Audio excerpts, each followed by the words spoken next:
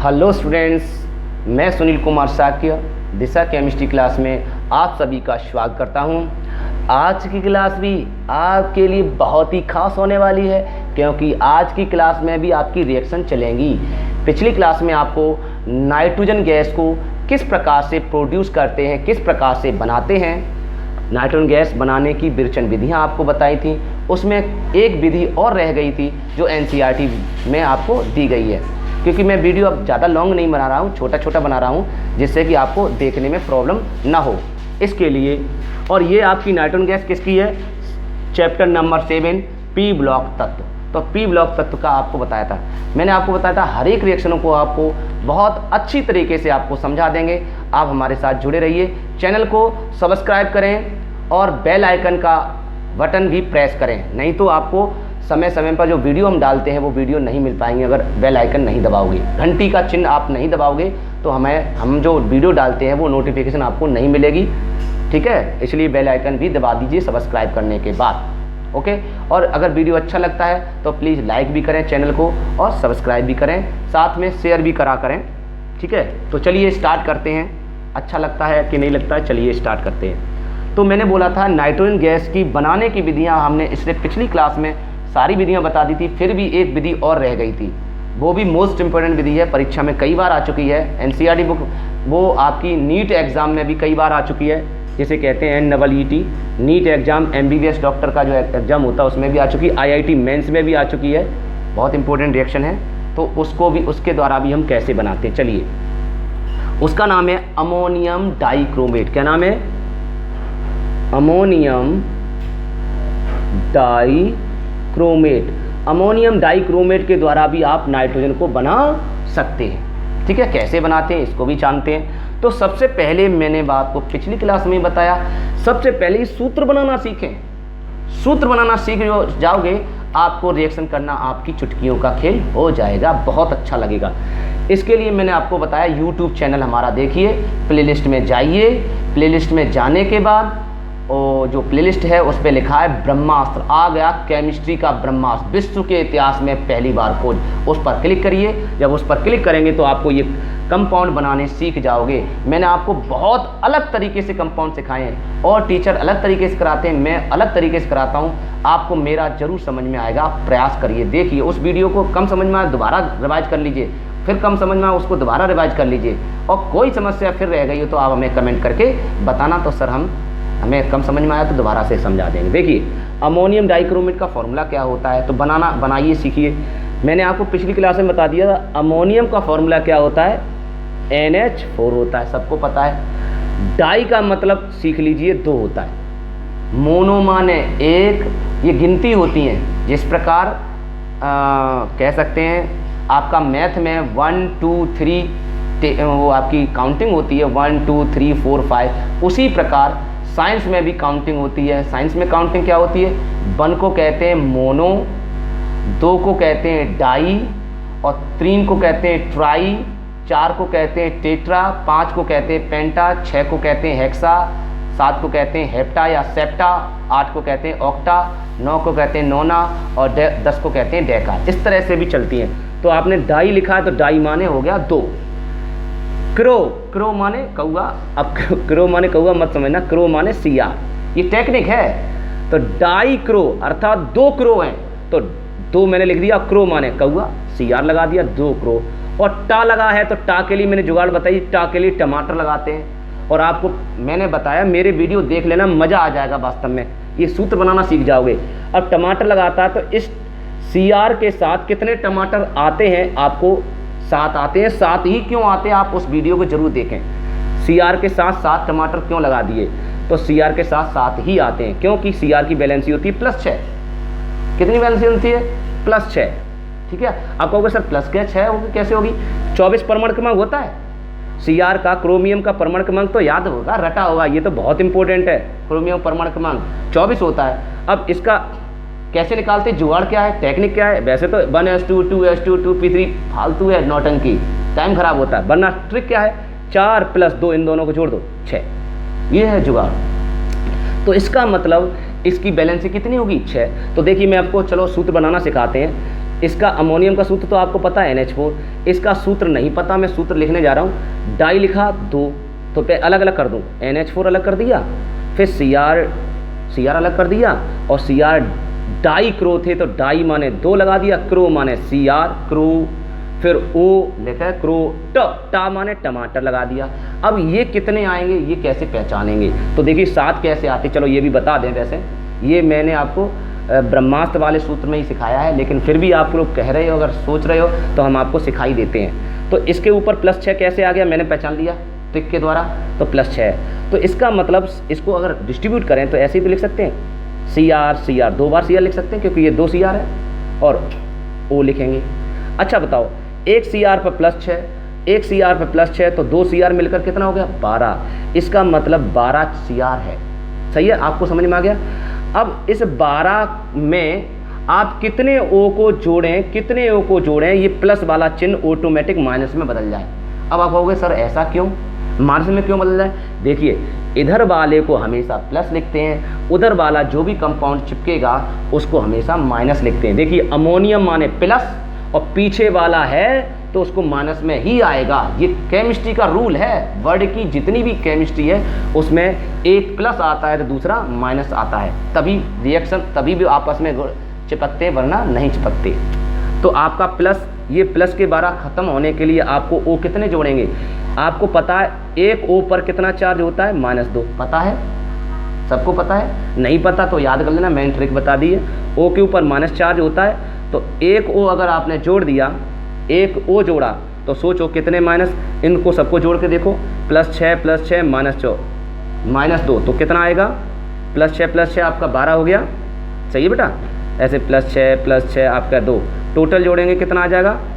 ये आपका आ जाएगा 10, +10 आएगा। तो इसका मतलब प्लस आया, अभी गलत है, मुझे माइनस चाहिए, तो इसलिए आपको एक और O जोड़ेंगे, एक और O जोड़ेंगे। इस तरह जोड़ते जाओ तो आपको कम से कम 7 O जोड़ने पड़ेंगे। -2 जब 7 O जोड़ोगे तो 7 को हम ऐसे लिख सकते हैं, O × 7, एक ही बात है। तो 7 O पर -2 होता है, तो आप निकालिए 7 दूनी 14, ये हो गए +6 +12, और ये हो गए 7 दूनी 14 माइनस के 14, अब क्रॉस हो गया। अब इन दोनों को जोड़ेंगे, अर्थात इसका योग करेंगे, आयन का ये यौगिक बन गया, आयन करेंगे तो -2 आ जाएगा। वाह क्या बात है, -2 आ गया। इसका मतलब आपको ये पता लग गया, विश्व के प्रत्येक कोने में अगर Cr2 आएगा तो O के नीचे 7 आएगा, ये पता लग गया। और Cr अगर O 7 आएगा तो उसके ऊपर 2 नेगेटिव चार्ज आएगा, ऐसे पता लगा लेते हैं। कितना आसान है, ठीक है। अब कंपाउंड बनाने जा रहे हैं। अब कंपाउंड ऐसे बनता, आपको पहले ही बता दिया। इसके 2 जाएंगे, ये वाले 2 कहाँ जाएंगे, ये वाले 2 इसके स्थान, यहाँ से उठकर यहाँ से साफ हो जाएंगे, वो कहाँ चले जाएंगे, इसके पैरों पर। और जब इसके पैरों पर जाएंगे, ये 2 तत्व हैं, 2 तत्वों के बीच हमेशा कोष्ठक लगाया जाता है ऐसे। और ये वाला 1 है, वो कहाँ जाएगा, इसके पैरों पर, यहाँ 1। ये भी 2 तत्व हैं तो इसके बीच भी क्या लगाएंगे, कोष्ठक। लेकिन 1 का गुणा होता ही नहीं है, इसलिए आप कोष्ठक लगाना चाहें तो लगाएं, ना लगाना चाहें तो ना लगाएं। और जैसे ये क्रॉस हो जाएगा वैसे ही पास चिपक जाएंगे और बन जाएगा NH4 का होल ट्वाइस। ये दूरियां जो थी वो दूरियां कम हो जाएंगी और बन जाएगा Cr2O7। तो बन गया आपका, आपके समझ में आ गया। तो इसका मतलब आपका यहाँ आएगा 2, राइट है। कैसे 2 आया, क्योंकि Cr2O7 पर 2 नेगेटिव चार्ज होता है। कैसे आया, मैंने ये भी आपको जुगाड़ बता दी, टेक्निक बता दी। बहुत अच्छा है केमिस्ट्री को सीखना। आज के बाद आपको केमिस्ट्री 100% सरल लगने लगेगी। आप हमारी क्लास की, हमारा वीडियो प्रत्येक दिन देखा करना। जब हम वीडियो डालते हैं तो आप देखना कि रिएक्शन आपको कितनी आसान लगती हैं। अभी तक आपने रिएक्शनों में कैसे सीखा हमें नहीं पता, लेकिन हम आपको सिखाकर ही रहेंगे, सिखाकर ही दम रहेंगे। तो नाम क्या हो गया, अमोनियम डाइक्रोमेट। अब इसको गर्म करेंगे, अब क्या बनेगा, फिर समस्या आ गई, क्या बनेगा मुझे नहीं पता। परीक्षा में तो यही आएगा कि अमोनियम डाइक्रोमेट को गर्म करते हैं तो आगे क्या बनता है, केवल रासायनिक समीकरण दीजिए। तो मुझे नहीं पता क्या बनता है, या तो याद करो ये बनते हैं, टाइम खराब करो, रटो फिर भूल जाओ, रटो फिर भूल जाओ, या फिर मेरी टेक्निक से पढ़ो। मेरी टेक्निक क्या है, देखिए मैंने आपको पिछली क्लास में बताया था, अगर कोई भी कंपाउंड है, कोई भी कंपाउंड संसार में जितने भी कंपाउंड हैं उसके अंदर अगर N है और H4 है, मतलब NH4 है, और साथ में O हो, कहीं भी हो, कितना भी बड़ा कंपाउंड हो, और O अगर कहीं भी है कहीं भी O लगा हुआ, देखिए इतना बड़ा कंपाउंड है, ये देखो O यहाँ लगा है, N भी है, H भी है, O भी है। अगर NH तीनों ये मौजूद हैं, ठीक है, तीनों मौजूद हैं, तो अधिकांश मात्रा में विश्व की प्रत्येक केमिस्ट्री के अंदर अधिकांश मात्रा में N2 गैस प्रोड्यूस करते हैं और साथ में जल जरूर बनाते हैं। अगर N2 बनाएंगे तो जल जरूर बनाएंगे, बात समझ में आ गई, ये बनाते हैं। आसान होगी केमिस्ट्री, समझ गए। और कुछ स्थानों पर N2 न बन के NH3 बनती है, N2 न बन के कुछ स्थानों पर NH3 बनती है, ये भी बताएंगे आगे, ठीक है। लेकिन अधिकांश मात्रा में N2 बनेगी, अधिकांश बोल रहा हूँ, हो सकता है एक दो जगह ना बनी हो, ये मेरा अनुभव है। मैंने इतनी रिएक्शनों में खोज की, इतनी मेहनत की है, काफ़ी रिएक्शनों हमने पढ़ी हैं, उसमें यही दो कंपाउंड ही बनते हैं। और हो सकता है कोई नई रिएक्शन हो, उसमें ये दो कंपाउंड ना बने हो, ठीक है, लेकिन आप चिंता ना करो, यही ज़्यादा बनते हैं तो बना दिए। तो आपको समझ में आ गया क्या बनेगा, आपका N2 गैस बनेगा, सही है बेटा। और आपका H2 बनेगा, क्यों बनेगा, क्योंकि इसके अंदर N है, H है और O है, समझ में आ गया। अब सुनो, अब कितना बनेगा मुझे नहीं पता, क्या बनेगा, कितना बनेगा, आगे चलो। तो देखो कैसे बनाएंगे इसको, थोड़ी देर के लिए मन में अपने मल्टीप्लाई कर लो। तो N2 H4 4 दूनी 8 हो गया 8। अब Cr2 जैसे का तैसा और O7 जैसे का तैसा।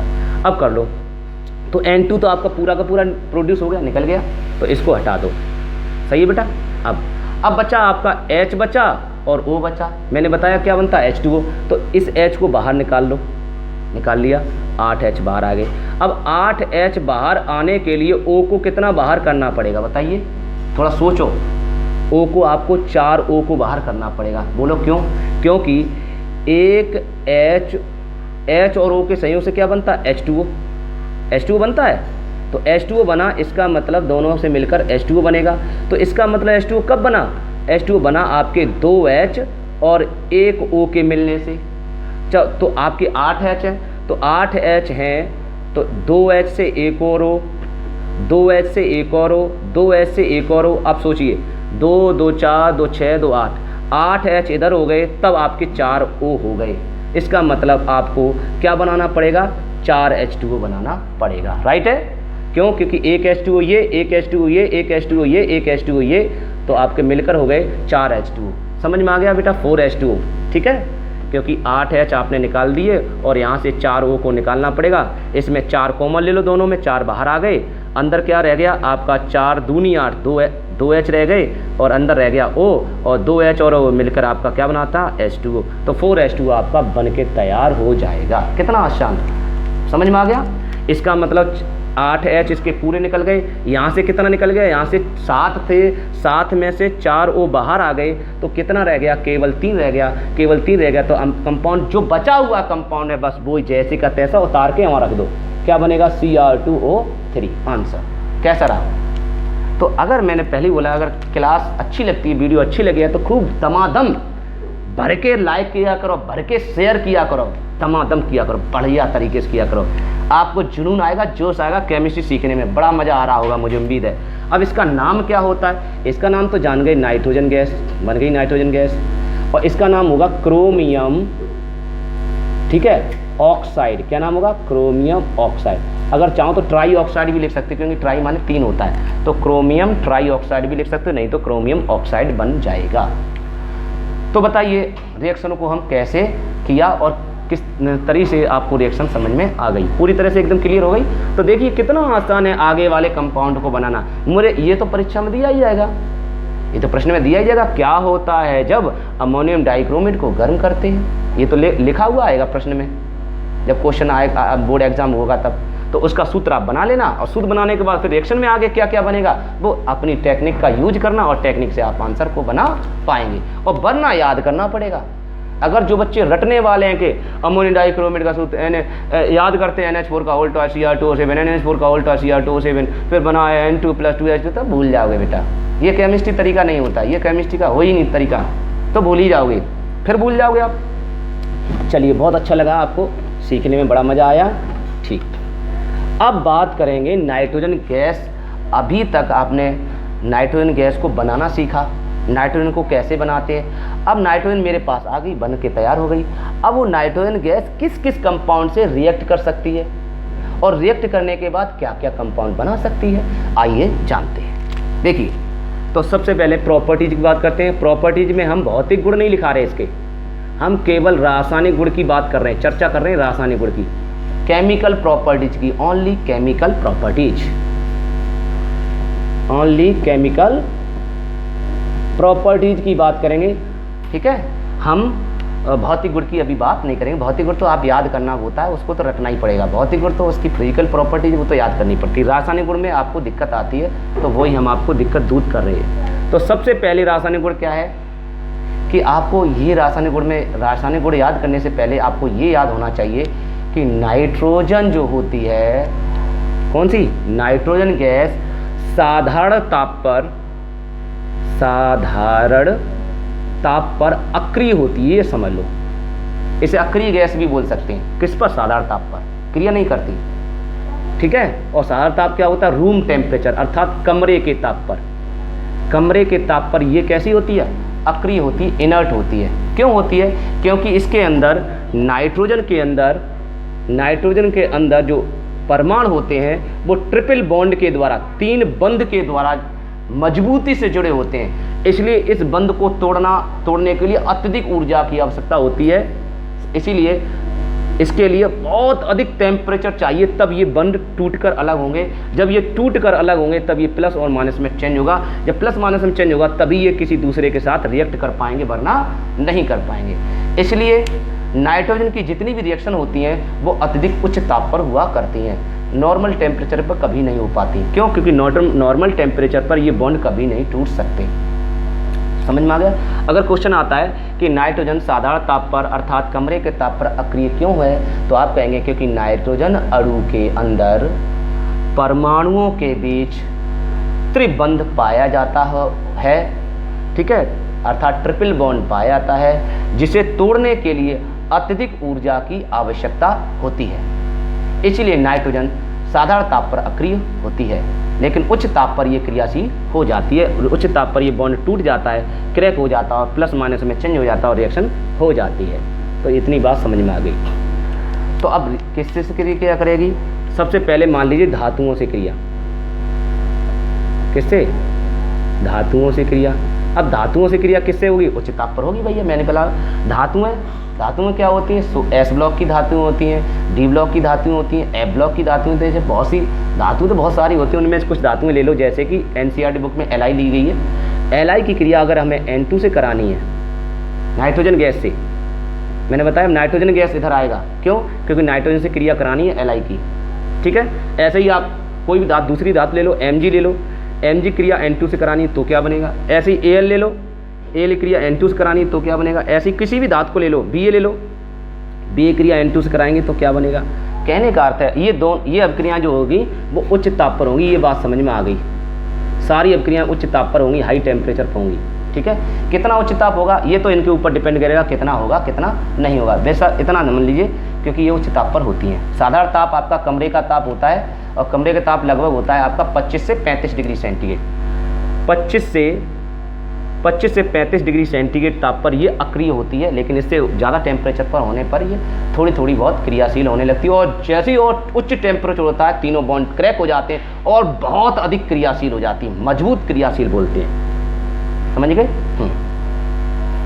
तो चलिए स्टार्ट करते हैं। तो उच्च ताप पर जब ये क्रिया करती है तो बॉन्ड Li के साथ क्रिया करेगा तो तीनों बॉन्ड टूट जाएंगे। सुनिए, ये था N, ट्रिपल बॉन्ड N, ये 3 बॉन्ड है। जब ये उच्च ताप पर क्रिया करेगी तो ये तीनों बॉन्ड अगर धातुओं के साथ क्रिया करती हैं, धातुएं कठोर होती हैं, ठोस होती हैं, तो ठोस अगर क्रिया करेंगी, सुनो मेरी बात, ठोस अगर ये गैस है, अगर गैस ठोस से क्रिया करेगी तो इसके लिए बहुत अधिक टेम्परेचर चाहिए, उच्च ताप। मैं समझता हूँ लगभग 3000 डिग्री सेंटीग्रेड से भी ऊपर, लगभग 3000 डिग्री सेंटीग्रेड से ऊपर ताप चाहिए, तब ये तीनों बॉन्ड क्रैक होंगे, वरना नहीं होंगे।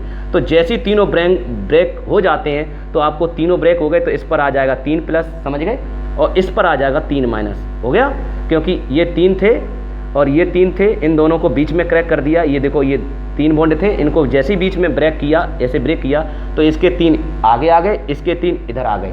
शेयरिंग थी।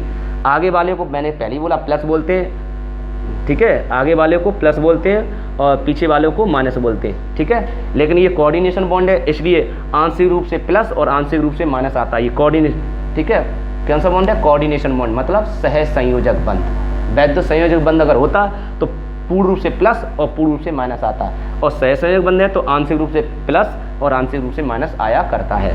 इसके लिए आपको chapter number 4 first year class को सीखना पड़ेगा, ठीक है। तो आपने देखा +3 और प्लस माइनस 3 आया, तो इसका मतलब इसकी बैलेंसी 3 हो गई, मुझे आपको पता लग गया है, क्या बात है। अब पता लग गया, आप रिएक्शन आप कर पाओगे। तो चलिए, तो इसका जब रिएक्शन अब करते हैं तो रिएक्शन कैसे करेंगे? Li को आप रिएक्शन करते समय आपको तत्व को लेना होता है, केवल एक तत्व को। किसको लेना पड़ता है? केवल एक को लेना पड़ता है। तो एक को आप लेंगे, Li ले लिया, और ये टूट गया, आपको पता है n में टूटा, एक पर +3 है, एक पर -3 है। तो ये Li पर चार्ज बताइए, Li पर कितना होता है? अब परमाणु Li फर्स्ट वर्ग का तत्व तो फर्स्ट 1 होगा, ये +1 किससे क्रिया करेगा? माइनस से।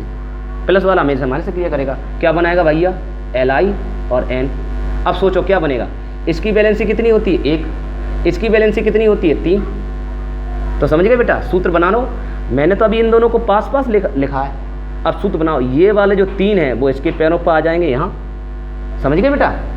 नहीं समझ में आ रहा है? अगर नहीं समझ में आ रहा तो इनको अलग अलग निकाल लो। मैंने समझाया आपको, ये Li और ये Na अलग निकाल लो।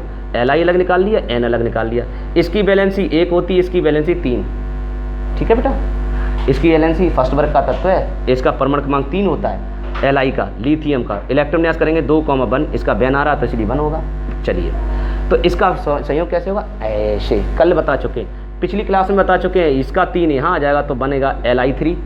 मैंने बताया ये 3 नीचे जब उतरते हैं तो ये माइनस चिन्ह हट जाता है, और ये 1 इसके पैरों पर जाएगा Na1, प्लस चिन्ह नीचे उठेगा तो प्लस चिन्ह हट जाता है, तो क्या बना? Li3n। तो आपका बनेगा ये 3 यहाँ आ जाएगा, ये 1 यहाँ आ जाएगा, तो बनेगा Li3n। हो गई रिएक्शन, हो गई रिएक्शन, बस आपके पास कंपाउंड बन गया बेटा। आप कहोगे सर n रह गया, वो क्या करें? अरे यार, उस तो अपने आप बैलेंस हो जाएगा, उसको तो बैलेंस करना, ये अपने आप बैलेंस हो जाएगा। रिएक्शन समझ में आ गई? चलिए बैलेंस करते हैं। आपकी बैलेंस हो गई, अलग से रिएक्शन नहीं बनेगी।